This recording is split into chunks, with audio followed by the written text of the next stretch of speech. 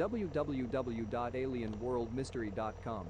In this video, you are going to hear an audio recording of the sound of hell. In the Bible and Indian holy books, it is clearly written that the hell is present beneath the earth, where those souls get their punishment who did cruelty here on earth.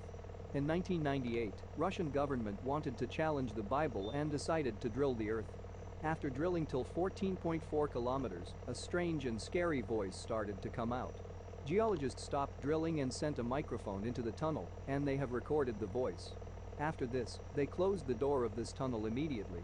For better sound, use your earphone. I request to not listen this voice recording if your heart is weak. For more details, go to the description box of this video and visit the given website link. Thanks. www.alienworldmystery.com